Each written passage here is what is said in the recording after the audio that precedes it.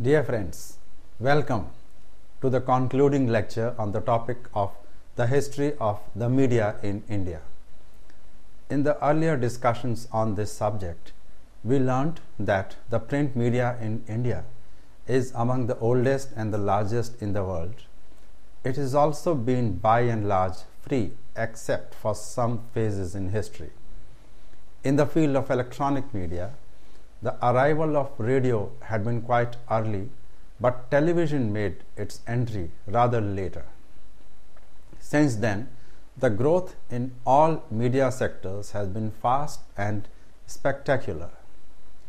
Now, we take a look at the various influences that have shaped the growth of media in its early and middle history in India, and also the growth of allied sectors around the mainstream media.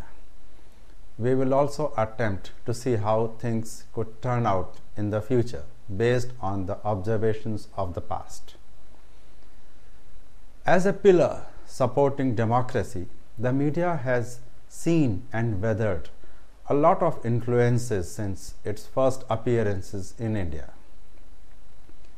As has been the case elsewhere, coming as it did from the mission-oriented objectives of the pre-independence era, early journalism aimed at consolidating the political and social gains of independence rather than expose the weaknesses of the nascent Indian government. And since the one political party that played a major role in the freedom struggle was the Indian National Congress, it was quite natural for the media at that time, as also other sections of the society, to feel that the Congress party alone was the political formation that was important or deserving to rule the nation, and the responses of the media were fashioned on this belief. Early years of the Congress rule in India were driven by a socialist agenda that included centralization of power, nationalization, and strengthening of the public sector to build the infrastructure in various fields of society. Also, a very strong socialist and left-wing approach was also evident in the policies of the government. Consequently, the fields of academics, education, and media were dominated by people who were sympathetic towards the Congress and had a left leaning. Most of the eminent journalists and editors of that time admired Mahatma Gandhi, believed that only a socialist setup was best for the newly independent nation, and thought that only the Congress was suited to deliver the goods.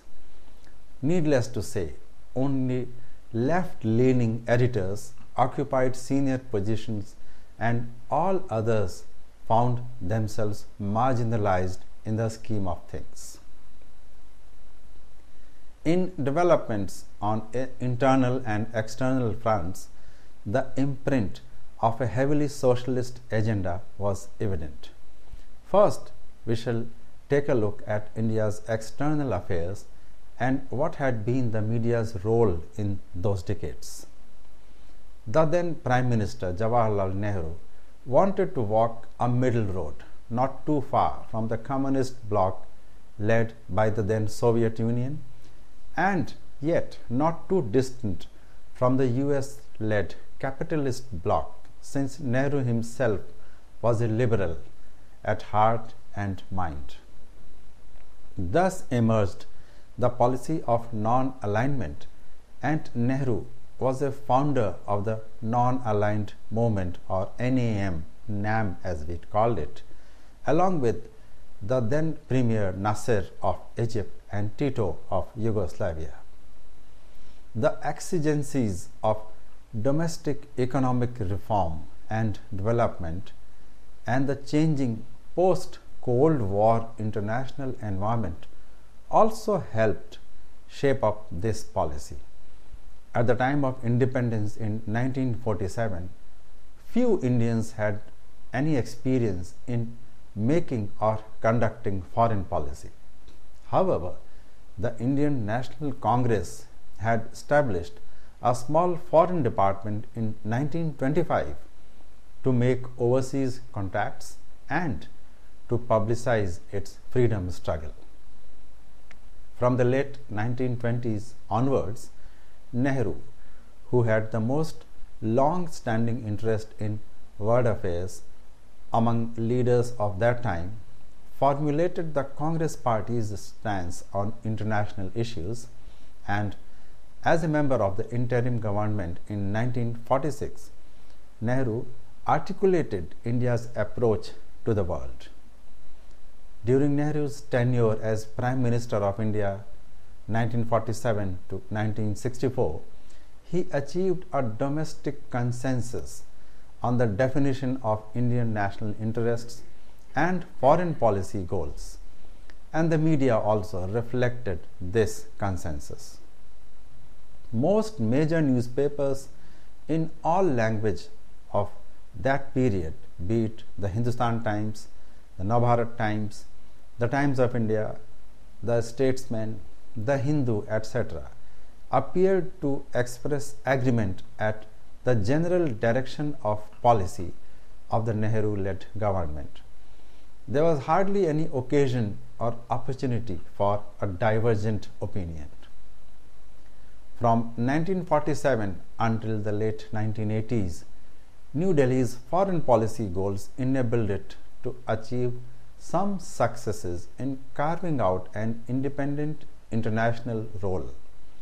Regionally, India was the predominant power because of its size, its population, which was the world's second largest after China, and its growing military strength. However, relations with the neighboring countries, Pakistan in particular, were often tense and fraught with conflict. So, on the international scene, the Indian media had failed to register any worthwhile presence, since not many Indian publications had representatives in foreign countries, and the publications in India had to depend upon the Western world's news agencies, mainly AP, UPI, AFP, and Reuters, for news dispatches from other countries. As a result, India's representation and depiction in publications abroad was rather unflattering.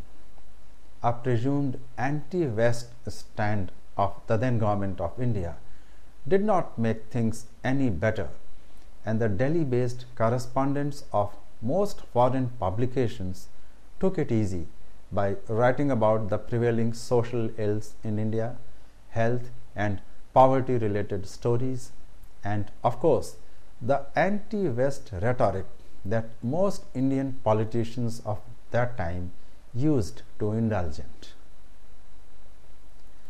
India's international influence varied over the years after independence.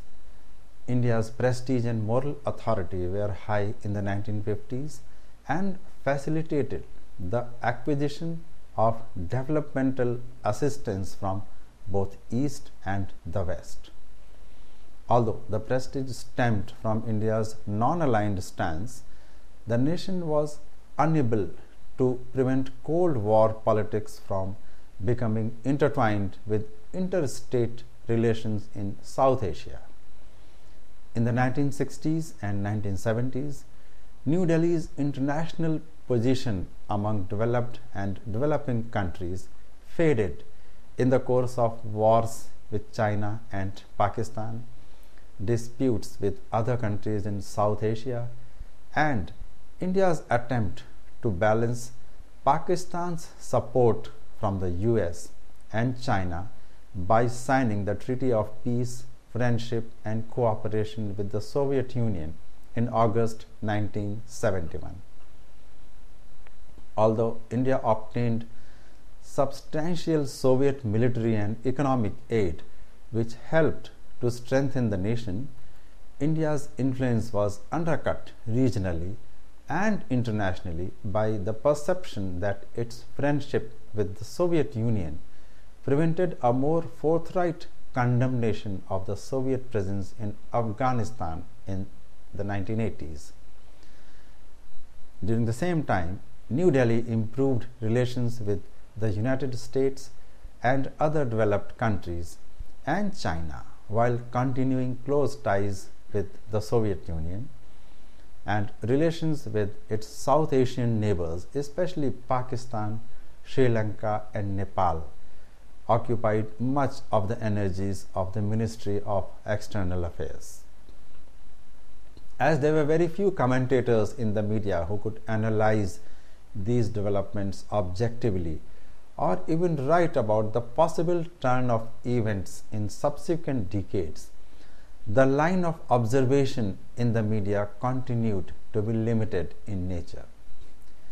On the domestic front, the government's agenda included nationalization of most of the private banks and of the privy purse given to the members of the erstwhile royal families, stricter enforcement of land reforms laws, crackdown on the extremist movement in West Bengal, and the cases of corruption that kept on surfacing every now and then. States like Jammu and Kashmir, Andhra Pradesh, and those in the northeast also experienced periods of unrest on account of linguistic, ethnic, or communal issues. While the pan-Indian publications took a stand that was middle of the road and suggested that the government's handling of such issues was the best possible at that time, the regional media, of course, looked at things from the regional point of view. By this time, the larger sections of the media had evolved a stance that was pro-minority, pro-state, and pro-nationalization. And there was a general sense of satisfaction at what the government was doing.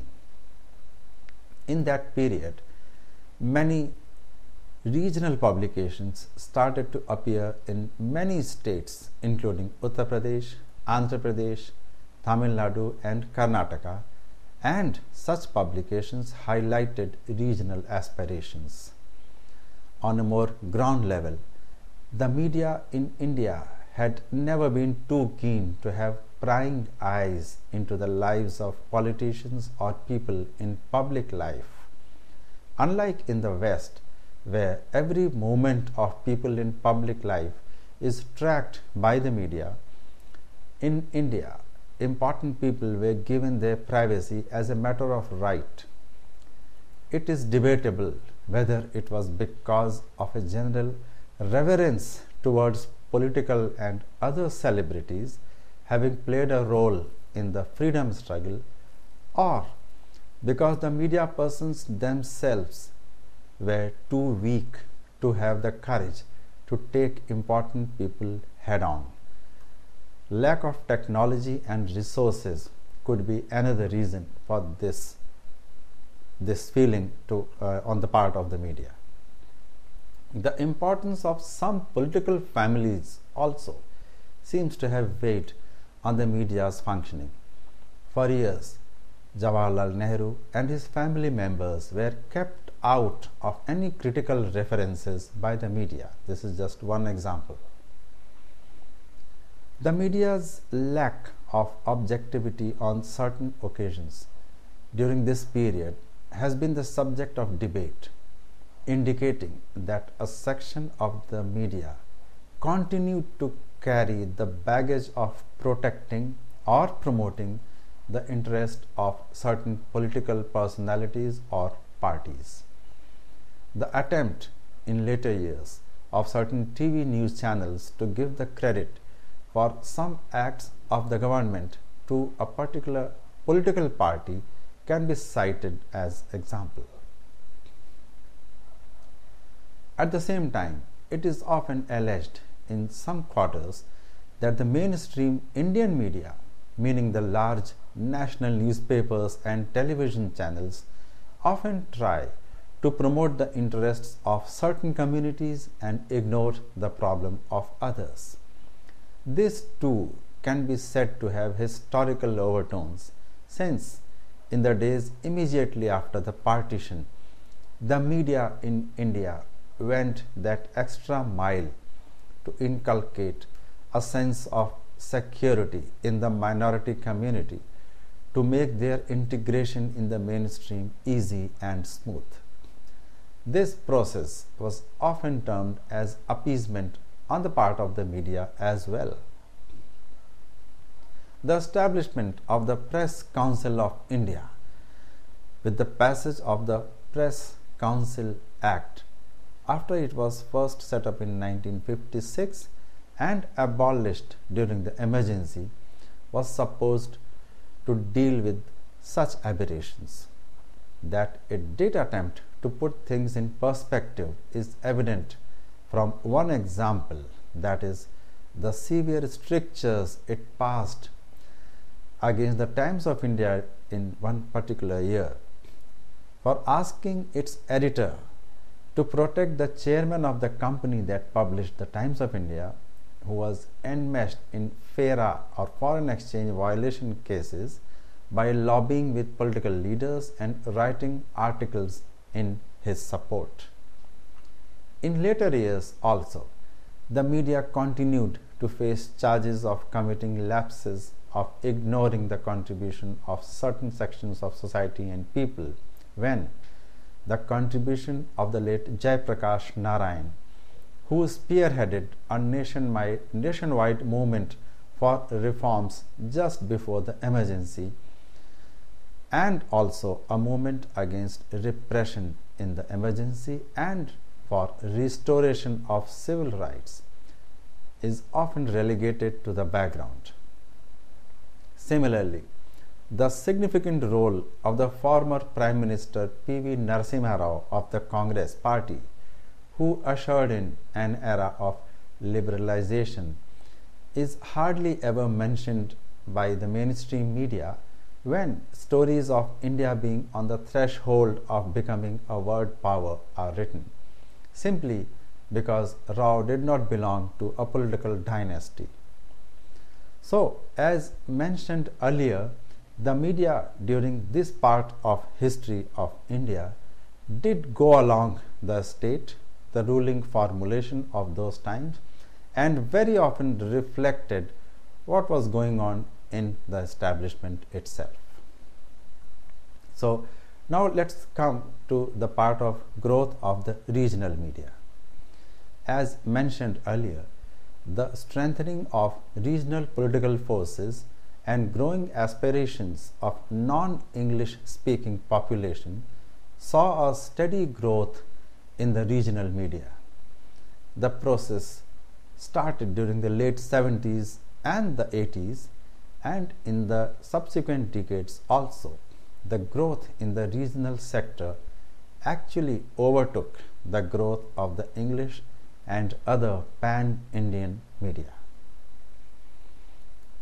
In fact, the history of the newspaper in India itself begins in 1780 with the publication of the Bengal Gazette from Calcutta, that actually was a regional publication. The first newspaper published in an Indian language was the Samachar Darpan in Bengali, a regional language. The first issue of this daily was published from the Serampur Mission Press on May 23, 1818. Samachar Darpan, the first vernacular paper, thus was started during the period of Lord Hastings. In the same year, Ganga Kishore Bhattacharya started publishing another newspaper in Bengali, the Bengal Gazette. On July 1, 1822, the first Gujarati newspaper, the Bombay Samachar, was published from Bombay, and it continues to be in existence even today. The first Hindi newspaper, the Samachar Sudha Varshan, started its circulation in 1854. Since then, the prominent Indian languages in which newspapers had been published over the years are Hindi, Marathi, Tamil, Malayalam, Telugu, Urdu, and of course Bangla.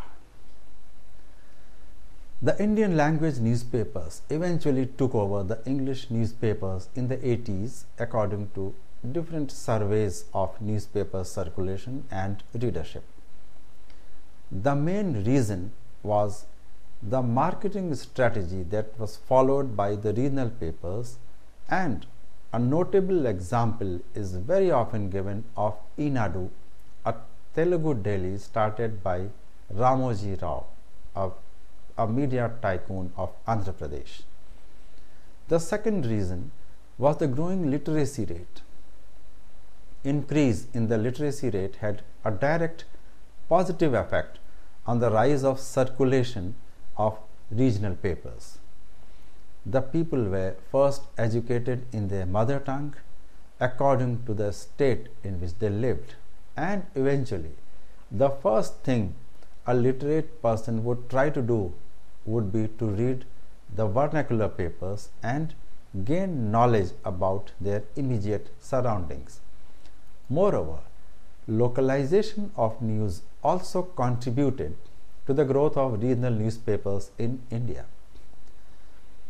Indian regional papers have several editions for a particular state to offer a complete scenario of local happenings and news for the reader to connect with the paper as well as the land. For instance, Malayala Manorama features about 10 editions in Kerala itself and 6 others outside Kerala.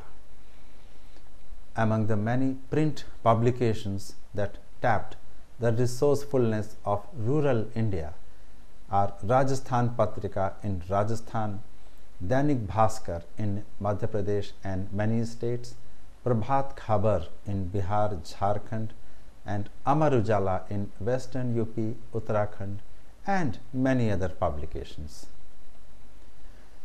At a time when newspapers are folding up in other countries, India's media scenario is admirably buoyant, thanks to the country's burgeoning rural and local language newspaper industry. According to the New Delhi-based Indian Newspaper Society, India has about 62,000 newspapers, with a staggering 90% of them being published in local languages. Indian news publishers are doing relatively well precisely because they have spread their wings to smaller towns. But with nearly 80% of these local language papers having a circulation of less than 10,000 copies at a cover price of between 1 rupee and 3 rupees, equivalent to 2 US cents and 6 US cents a copy, they are not without their strategic challenges. The economic hurdles they face are familiar to newspapers the world over, especially at a time when so many other types of media compete for the reader's attention. But India's newspapers also try to address homegrown challenges like the country's relatively low literacy rate and poor infrastructure hampering delivery of the publications. The first and foremost is their connection to local issues. This is one of the reasons for the success of regional newspapers with readers in different parts of India. They cover local news which is more relevant for consumers than national or international news. And second, they cover national and international news insofar as it would concern the local people.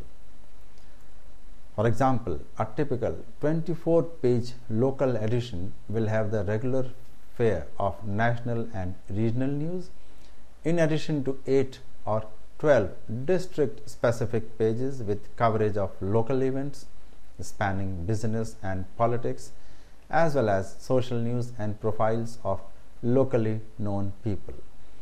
There is also a large dose of reader-generated content.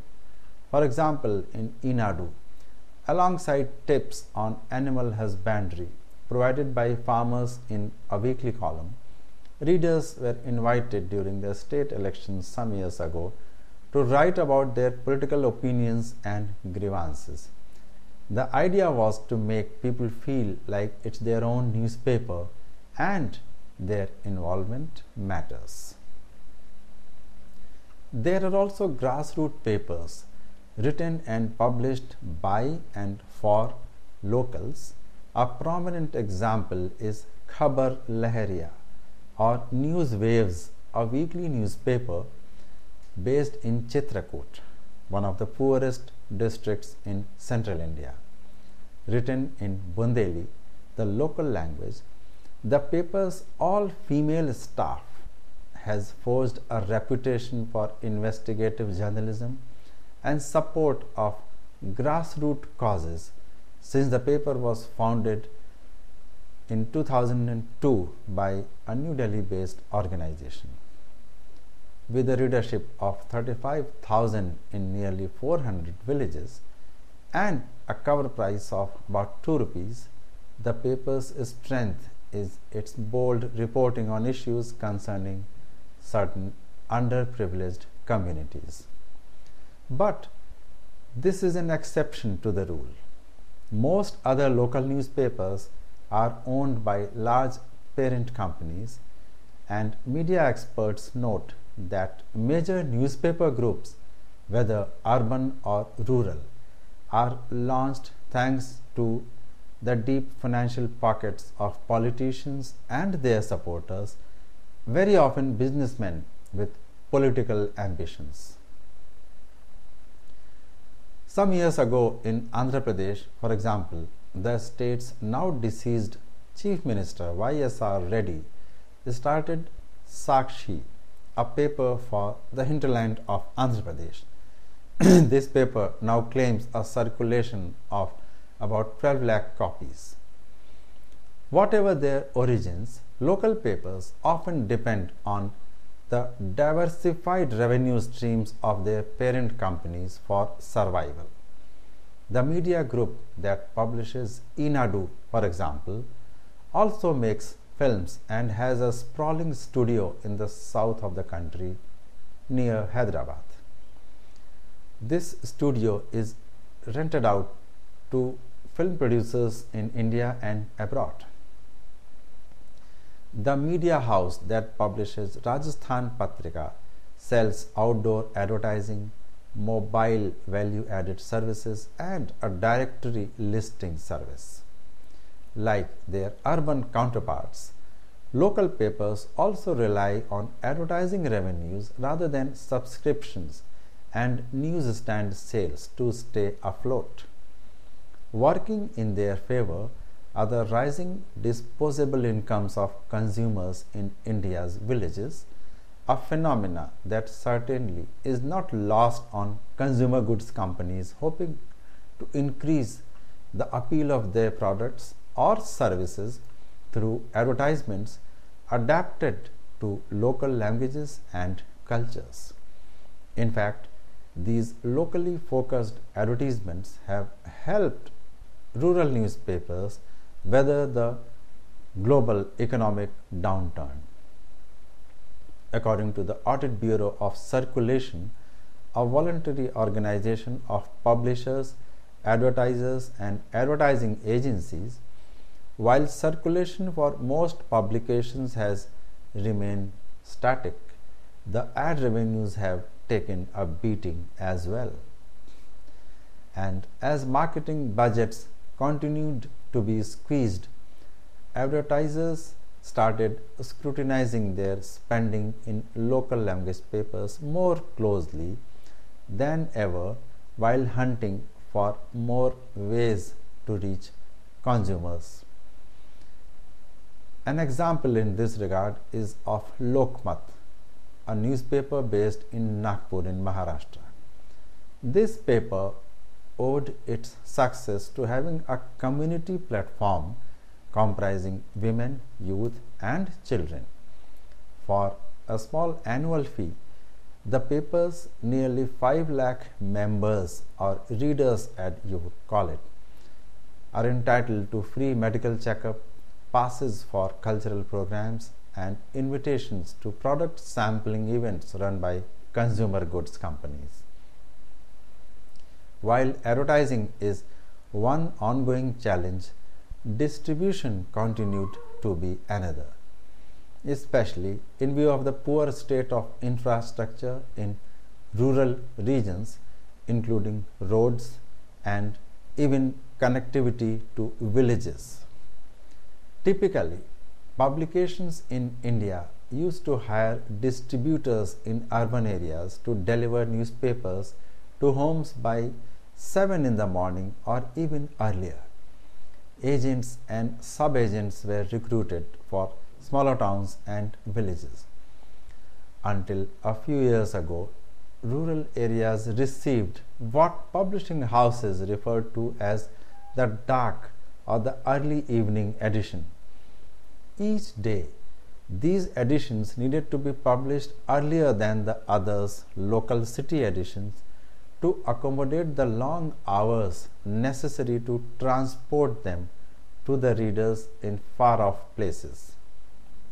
But with the increasing presence of television and rising print competition, newspapers were forced to begin moving closer to their customers. One example of the past few years is the Dainik Bhaskar Group in Bhopal in Madhya Pradesh. Its stable of publications includes 42 editions of Dainik Bhaskar, Business Bhaskar, and the Gujarati daily Divya Bhaskar. The group's language papers are now printed in 40 locations compared with 13 some years ago. The strategy has helped to shrink the average delivery time from 7 hours to 4 hours, and papers are now supplied within a 200-kilometer radius of where they are printed instead of the earlier 350 kilometers. The dark or the early edition is no longer considered an inferior paper. The group's flagship paper, the Dainik Bhaskar, is now having offices in every district of Madhya Pradesh and Rajasthan with a fleet of reporters. The expansion has had a major impact on its circulation, with nearly 35% of its total circulation having been sold outside the major cities. Growth in key Hindi-speaking states and rising literacy are expected to give further impetus to the readership base, advertisement, and circulation revenues for the regional newspaper industry. Since Hindi and other vernacular dailies are perceived to be more local friendly as compared to their English counterparts, regional advertising is growing at a relatively faster pace in the Hindi belt. Readership and circulation is directly correlated with literacy levels that have increased from about 62.5% in 2002 to over 73% in 2007.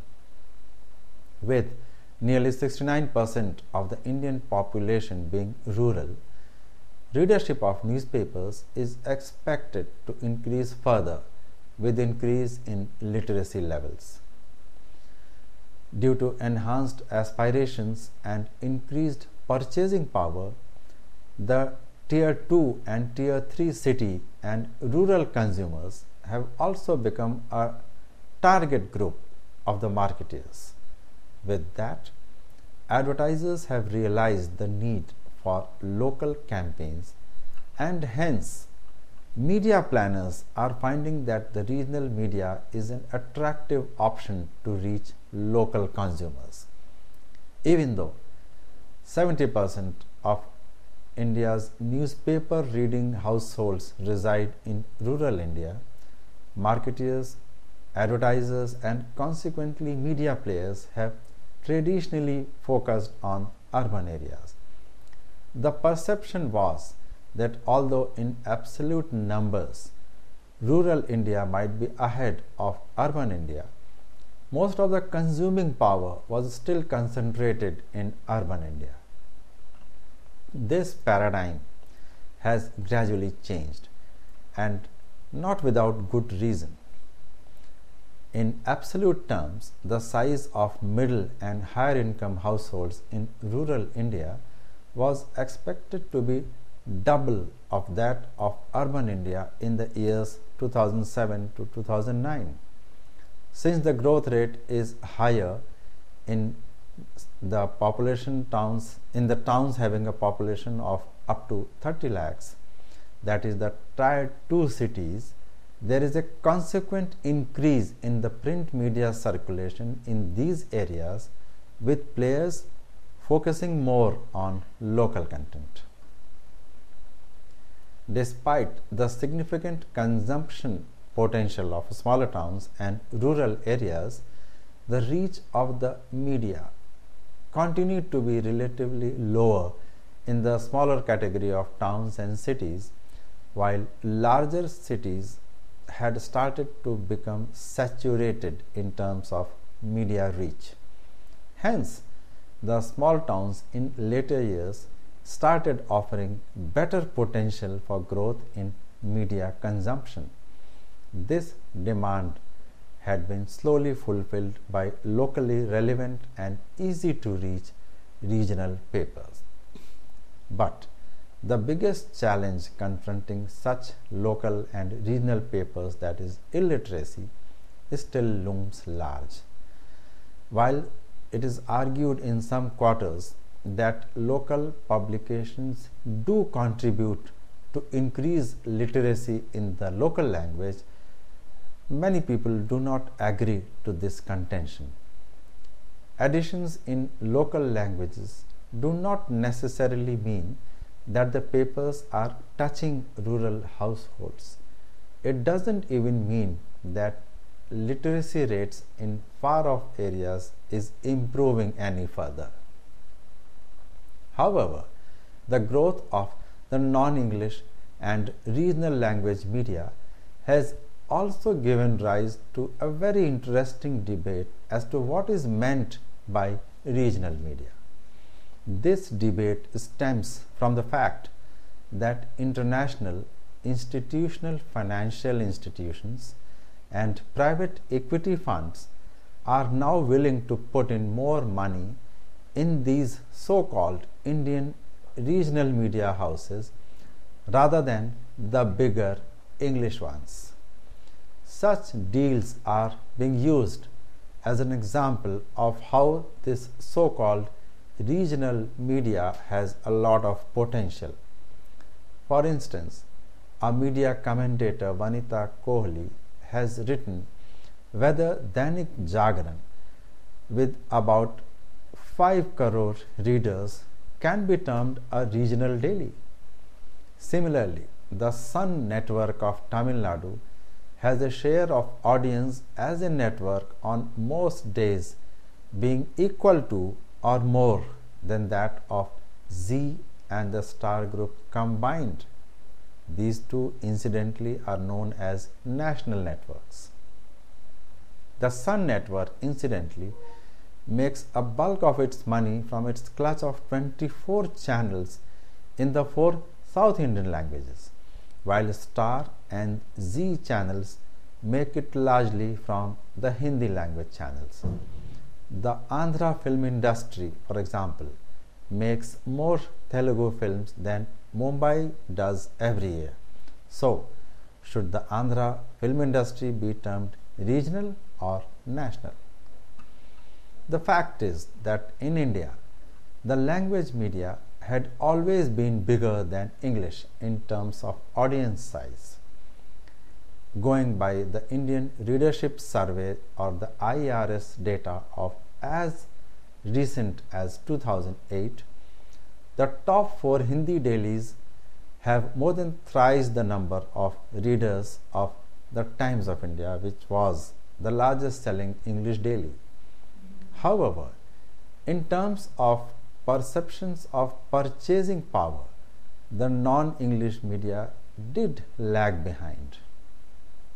Typically, even top Indian language brands cannot charge more than, say, 1/3 of the ad rate of an English language publication.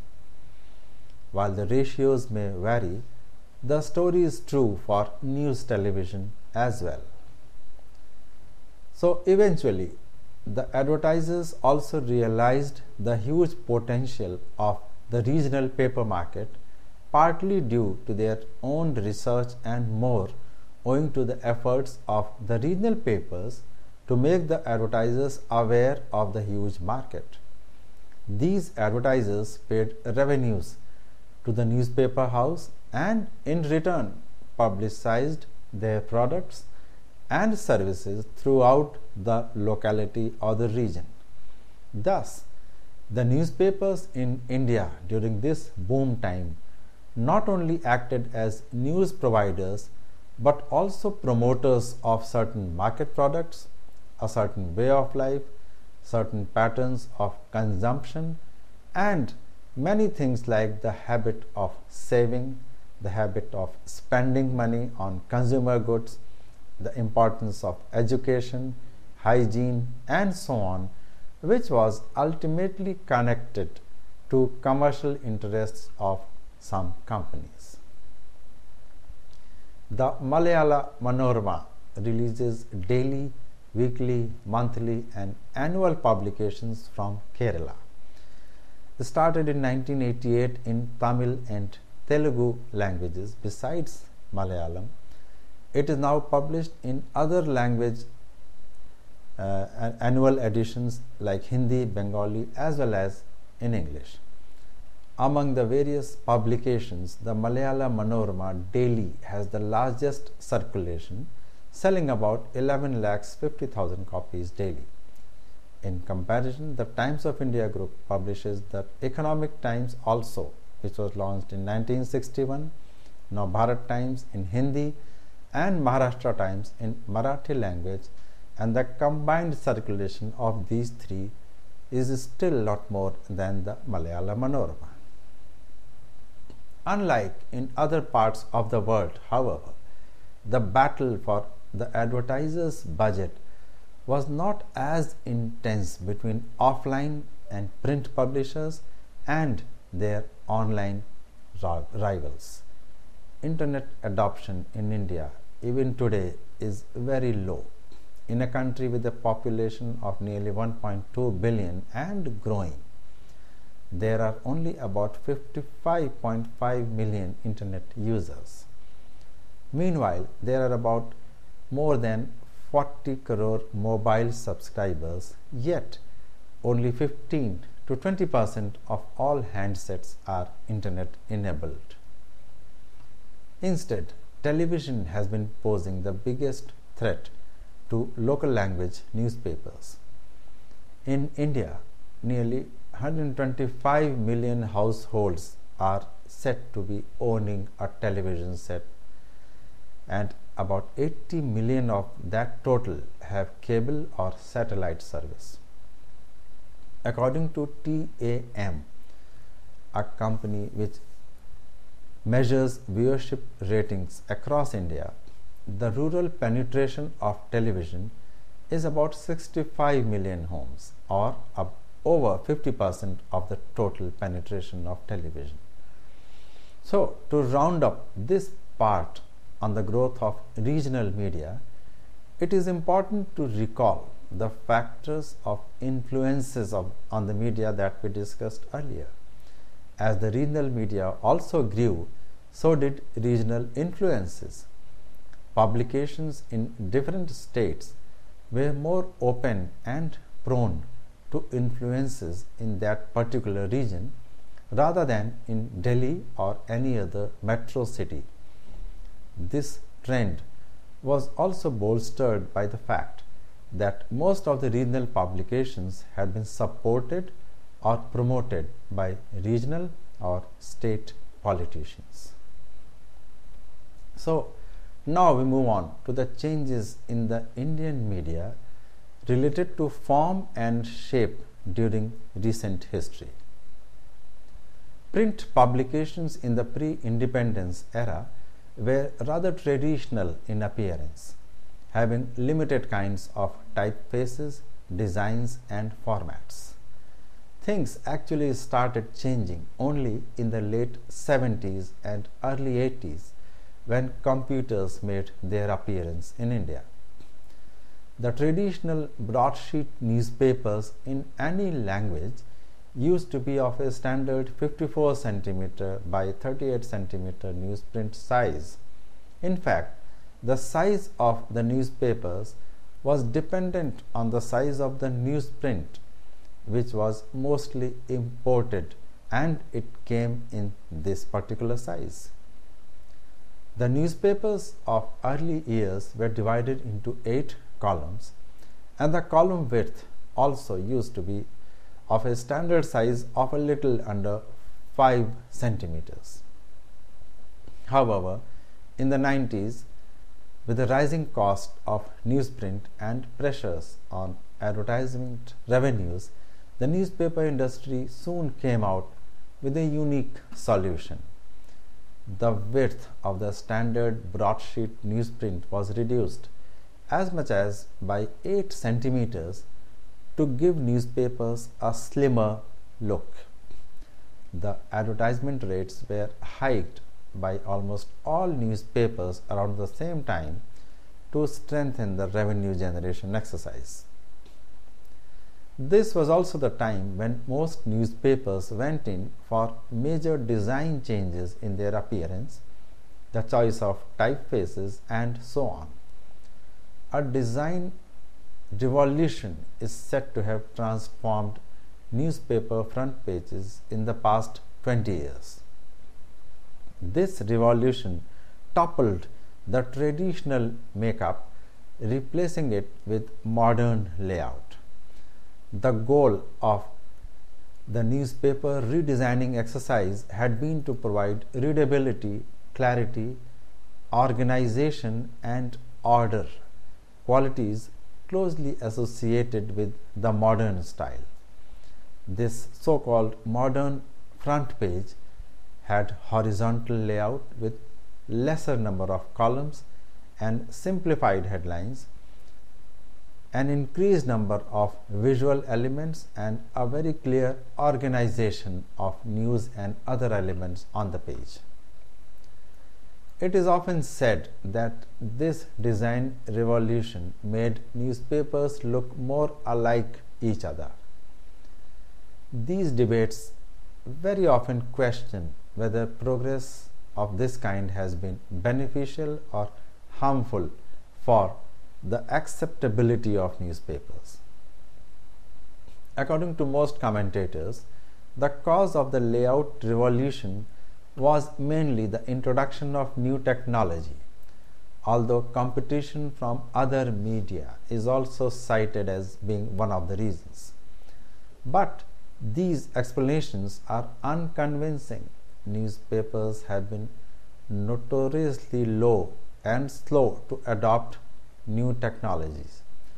They have not rushed into pagination. They are one of the last commercial holdouts of letterpress printing, and initial years they resisted using photographs. Historically, the pattern has been that newspapers gradually adjust to the push by some, very often younger staffers, for new techniques, and it's not that the new techniques invade and transform any newspaper. Likewise, newspapers had been slow to respond to competition from the visual media. Magazines and specialty newspapers began using photographs long before they were common in the daily press. In view of the absence of a research of this kind in this area in India, a reference is being made to a comparison of newspaper design and appearance over 100 years from 1885 to 1985, undertaken in the US as part of a study to understand how design has evolved. It included examination of the formal properties of each item on each page, such as the number of reports or stories, illustrations, advertisements, columns, lines per page, and words per line, the styles of headline typography, column rules, and column width, whether uniform or non-uniform. Each story was coded for length, shape such as vertical, horizontal, square, or rectangle, the bylines, the headline typography, topic, and position on the page. Each illustration was coded for the type, such as illustration being a photo, a chart, a drawing, a cartoon, or even an advertisement, its shape and position, such as going with a story, at a margin, or as an advertisement. The papers were chosen to be somewhat representative of differences in circulation, from metropolitan dailies to smaller urban dailies and the small town weeklies. The three were often chosen for their geographical diversity. The results showed that front pages clearly became less dense and more orderly over the centuries studied. The average front page contained fewer items arranged with more white space in positions that more clearly signaled each item's importance. The average number of items, that is, stories, advertisements, or illustrations on the pages declined. The average number of stories per page also declined. The number of columns declined gradually from a high of 9 columns on a page to a low of 5 or 6 columns. The number of lines per column also fell. As a result, the number of words per page also declined from upwards of 10,000 in 1885 to less than 4,500 in 1985, a sharp drop coming in the later years. Fewer stories and fewer items meant less clutter and more hierarchy on the front page. The findings qualify the notion of a design revolution in the past 20 years. The pattern of change might be summarized as during some time in the World War I era, the newspaper front page became open to new ideas. Sometime between 1955 and 1965, these new designs came to dominate the front page. The shift was gradual, but an acceleration in the final decade accounted for the common conception of this design revolution. The newspapers adopted all of the specific forms commentators identified with the modern style, that is, lesser number of columns, prominent illustrations, horizontal layout, lesser number of stories, and more prominent illustrations and simplified headline typography. Certainly, technology does not account for the decline in the intensity of the front page. Typography has always been capable of varying the number of columns as well as the number of lines per column of type on the page.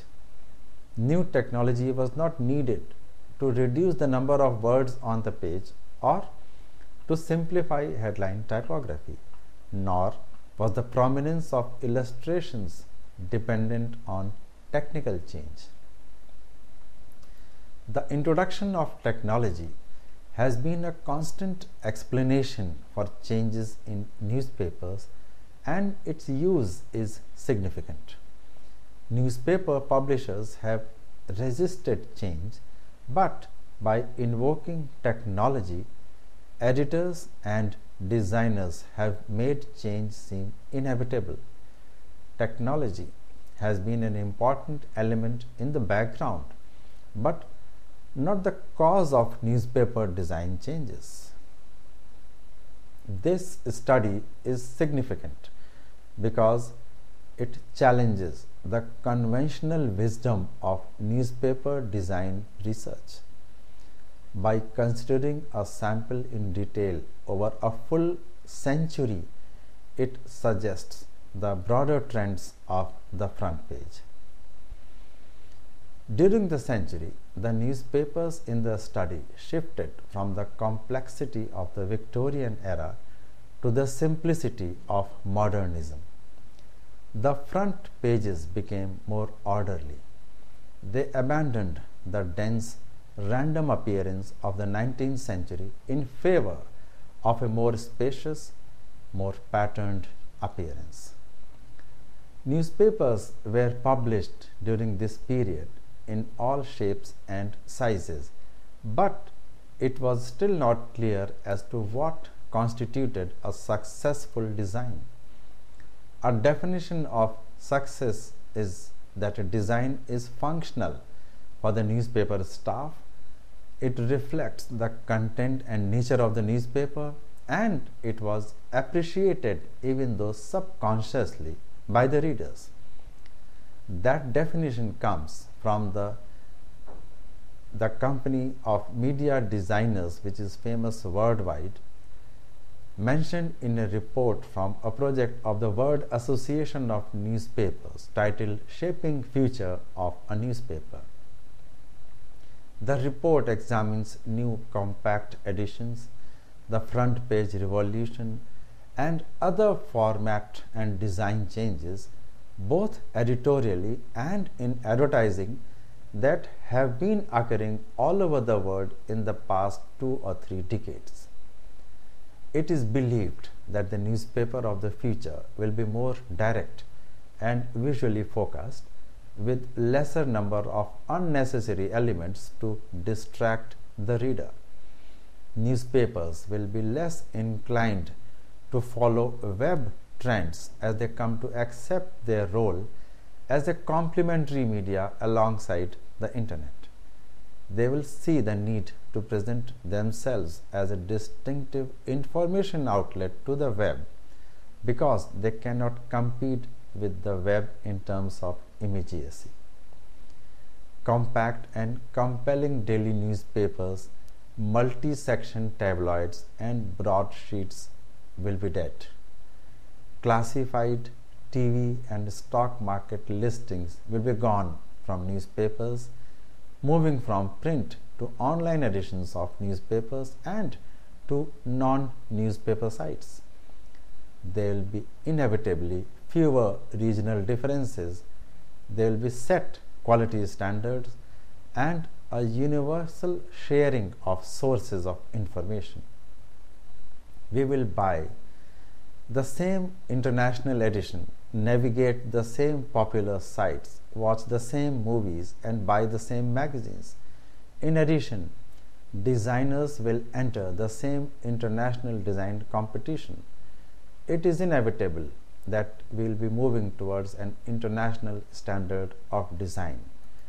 If we have a look at newspapers in India in all languages in the last 40 to 60 years, we see that the pattern has been more or less the same in newspapers across languages and states in India also. Newspapers, whether in English, Hindi, Bangla, Tamil, Malayalam, or any other regional languages, have moved from being cluttered to simpler, more easy to access, more easy to read, and thus have followed a worldwide pattern in terms of content, appearance, and design. Towards the end, we move to the issue of history of convergence of different media in India. Media, when entwined with the entertainment component, represents an effective facet of consumers in India. Technology has played a key role in influencing the entertainment industry by redefining its products, cost structure, and redistribution. The Indian media and entertainment sector have been clubbed together for consideration of its growth in terms of commercial growth as well as the growth of its audience. It did record a spectacular growth in the past 1 decade, and over the next 5 years, the industry is projected to grow at a compound annual growth rate of 13% by the year 2014.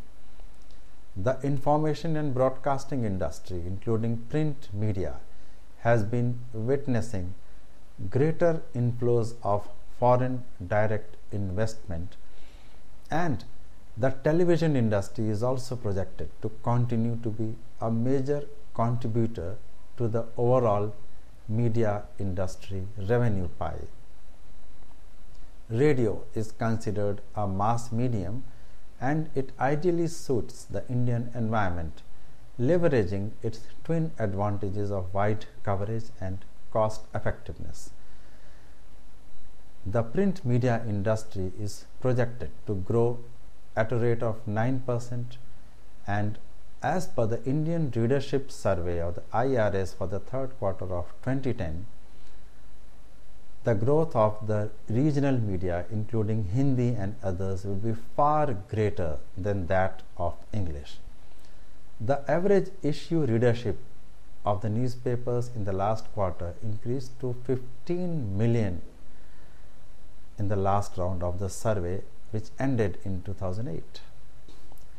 We now come to an end of this fact-filled discussion on the history of print and broadcast media in India that has ended with the projection of how things could grow in the coming years. It is obvious that the history of media in India has been exciting and features steady growth as literacy rates increased, the economy started to move forward, and the people's purchasing power also grew. The media has been traditionally dependent on advertising revenues for its financial viability and survival, and such revenues have been growing from regional markets mainly.